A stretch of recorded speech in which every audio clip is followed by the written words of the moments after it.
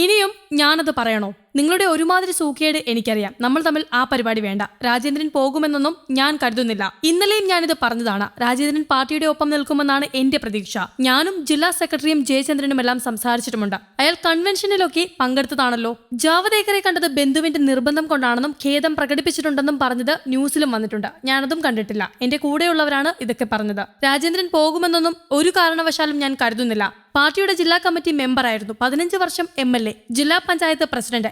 ഇത്രയും ഉത്തരവാദിത്തങ്ങളെല്ലാം ഏൽപ്പിക്കുകയും ചെയ്യുകയും ചെയ്തതാണ്. അയാൾക്ക് ജീവിതമാർഗവും പാർട്ടി ഉണ്ടാക്കി കൊടുത്തിട്ടുണ്ട്. ജീവിക്കാനുള്ള പെൻഷൻ വരെ കിട്ടും. അയാൾ സജീവമായി കാണുമെന്നാണ് വിശ്വസിക്കുന്നത്. മറിച്ചൊരു ചിന്തയും ഇപ്പോൾ നമുക്കില്ല എന്ന് MM മാണിയാണ് പറഞ്ഞത്. നമുക്കറിയാം, കോൺഗ്രസിൽ നിന്ന് BJPയിലേക്ക് കൊഴിഞ്ഞുപോക്ക് ഇപ്പോൾ സർവ്വസാധാരണമാണ്. വലിയ ഞെട്ടലൊന്നും നേതാക്കൾക്കും ജനങ്ങൾക്കും ഉണ്ടാകാറില്ല. എന്നാൽ ഇടത് സംഘടന അങ്ങനെയല്ല.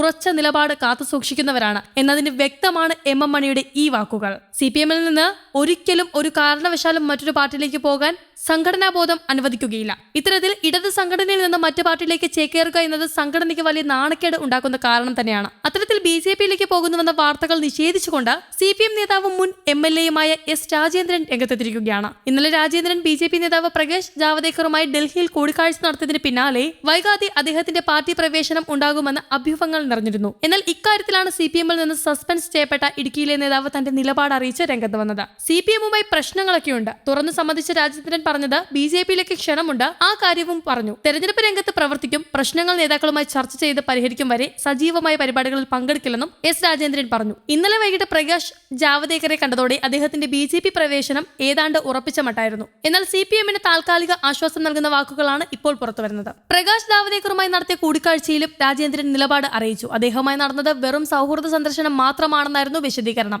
അദ്ദേഹവുമായി പണ്ട് മുതലേ വ്യക്തിപരമായ ബന്ധങ്ങളുള്ളതാണ്. ബന്ധുവിന്റെ വിവാഹവുമായി ബന്ധപ്പെട്ട കാര്യമാണ് കാണാനുള്ള കാര്യം. വ്യക്തിപരമായ കാര്യങ്ങളാണ് 1 മണിക്കൂറോളം നീണ്ട ചർച്ചയിൽ സംസാരിച്ചതെന്നും S രാജേന്ദ്രൻ അറിയിച്ചു. അതേസമയം ഇടുക്കിയിലെ CPMന്റെ പ്രധാന നേതാക്കളിൽ ഒരാളായ രാജേന്ദ്രൻ കഴിഞ്ഞ കുറച്ചു കാലമായി പാർട്ടിയുമായി അത്ര നല്ല അടുപ്പത്തിലല്ല. 1.5 വർഷത്തിലേറെയായി പാർട്ടി പരിപാടികളിൽ നിന്ന് അദ്ദേഹം വിട്ടുനിൽക്കുകയുമാണ്. ഇതിനിടെയാണ് കഴിഞ്ഞ ദിവസം നടന്ന പാർട്ടി കൺവെൻഷനിൽ പങ്കെടുത്തെങ്കിലും പ്രസംഗിക്കാൻ അനുവാദം കിട്ടിയിരുന്നില്ല. ഇതിൽ രാജേന്ദ്രൻ അതൃപ്തനായിരുന്നു എന്നാണ് സൂചന. ഇടുക്കി ലോക്സഭാ തെരഞ്ഞെടുപ്പിൽ 3ാം വട്ടവും ജോയ്സ് ജോർജ് തന്നെയാണ് ഇടതുമുന്നണിക്ക് വേണ്ടി മത്സരിക്കുന്നത്. 2014 ഇവിടെ ജയിച്ചു കയറിയ ജോയ്സിന് പക്ഷേ കഴിഞ്ഞ തവണ ഡീൻ കുര്യാക്കോസിനോട് പരാജയപ്പെടുകയായിരുന്നു. ഇക്കുറി വന്യമൃഗശല്യം ഉൾപ്പെടെയുള്ള നിർണായക വിഷയങ്ങൾ ചർച്ചയാവുന്ന തെരഞ്ഞെടുപ്പിൽ ജയിക്കാൻ ഉറച്ചു പ്രവർത്തിക്കുന്ന CPMന് രാജേന്ദ്രന്റെ നിലപാട് വലിയ തലവേദനയായിരുന്നു. ഇതിനിടെ CPI പരോക്ഷമായി ഇക്കാര്യം വിമർശന വിധേയമായി സൂചിപ്പിക്കുകയും ചെയ്തിട്ടുണ്ട്. ഇടതുപക്ഷത്തിൽ നിന്ന് ഒരാൾ BJPയിലേക്ക് പോകുന്നത് ആത്മഹത്യാപരമാണെന്നായിരുന്നു CPI പറഞ്ഞത്. ലോക്സഭാ തെരഞ്ഞെടുപ്പ് മുന്നോടിയായി രാജേന്ദ്രൻ BJPയിലേക്ക് ചേക്കേറിയാൽ അത് രാഷ്ട്രീയപരമായി CPMന് വലിയ നഷ്ടമാണ് ഉണ്ടാക്കുക. എന്നാൽ അദ്ദേഹത്തിന്റെ ഇപ്പോഴത്തെ നിലപാട് പാർട്ടിയെ സംബന്ധിച്ചിടത്തോളം വലിയ